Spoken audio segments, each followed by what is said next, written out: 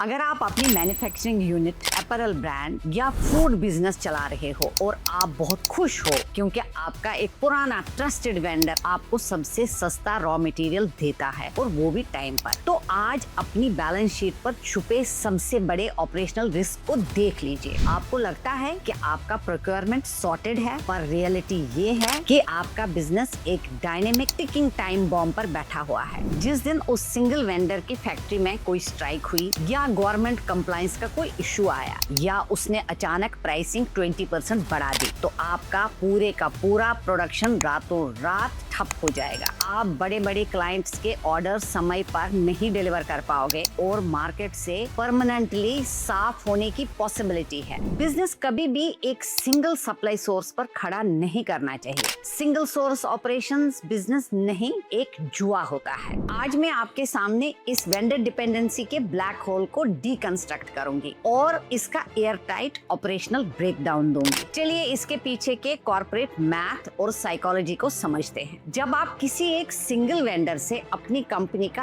80% raw material खरीदते हैं, तो टेबल पर नेगोशिएशन की सारी पावर उस वेंडर के हाथ में चली जाती है। उससे पता है कि आप उसके बिना सरवाइव नहीं कर सकते हो। वो धीरे धीरे पेमेंट टर्म्स डिफिकल्ट करने लगता है, क्वालिटी में कंप्रोमाइज करने लगता है और आप चाहकर भी उससे बहस नहीं कर पाते हैं क्योंकि आपके पास कोई बैकअप ऑप्शन है ही नहीं। बड़े कॉर्पोरेट एंटरप्राइजेस इस तरह से काम नहीं करते हैं। उनका प्रोक्योरमेंट मैट्रिक्स हमेशा स्प्लिट रिस्क कैपिटल पर चलता है। अगर आपका रॉ मटेरियल इनपुट सॉर्टेड नहीं है, तो आपका स्केलिंग मॉडल पहले ही दिन से फ्लॉड है। ट्रू बिजनेस रेजिलियंस तब आती है जब आप वेंडर के गुलाम नहीं हो, बल्कि सप्लाई चेन के मास्टर हो। इस सप्लाई चेन चोक को परमानेंटली सॉल्व करने के लिए आपको बीड से अलग हटकर एक टायर्ड वेंडर मैट्रिक्स डिजाइन करना होगा। अपने कोर प्रोक्योरमेंट को दो हिस्सों में डिवाइड कीजिए। पहला प्राइमरी सोर्स और दूसरा सेकेंडरी बैकअप सोर्स।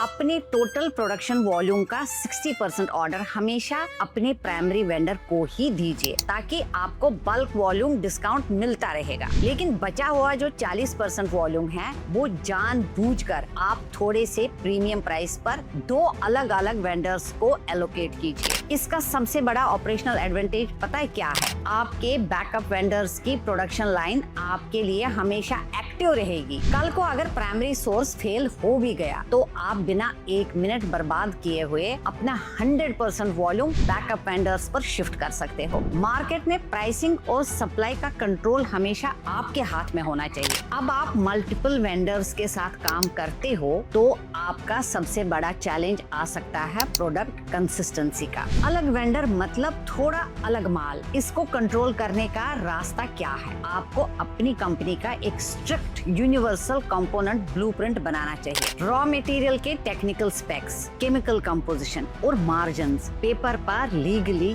स्टैंडर्डाइज्ड होने चाहिए। मेरा एक्सपीरियंस यही सिखाता है कि जब आपका क्वालिटी कंट्रोल प्रोटोकॉल वेंडर के एंड पे नहीं, बल्कि आपके इंटरनल डिजाइन टेम्पलेट्स पर चलता है, तो वेंडर बदलने से आपके फाइनल प्रोडक्ट की क्वालिटी पर 1% का भी फर्क नहीं पड़ता। आज के इस हाइपर स्पीड मार्केट में वही manufacturing brands multi million corporate giants बनते हैं, जिनका ऑपरेशनल डिपेंडेंसी किसी इंसान पे या किसी सिंगल वेंडर पर जीरो होता है। सिस्टम को इतना एयर टाइट बनाइए कि कोई आपको दबा न सके। तो भाई लोग, ये बात क्लियर समझ लो, फैक्ट्री चलाना और प्रोडक्ट ब्रांड स्केल करना सिर्फ मार्केटिंग और सेल्स का खेल नहीं है। ये पूरी back and supply chain resilience और ऑपरेशंस का खेल है। आज के टाइम में वही ब्रांड्स टिकेंगी जिनकी back and delivery infrastructure bullet proof होगी। अगर आपको इस वीडियो से कुछ वैल्यू मिला, तो वीडियो को जरूर लाइक कीजिए और चैनल को सब्सक्राइब करना नहीं भूलिए। मिलते हैं ऐसे ही एक और इंफॉर्मेटिव वीडियो में।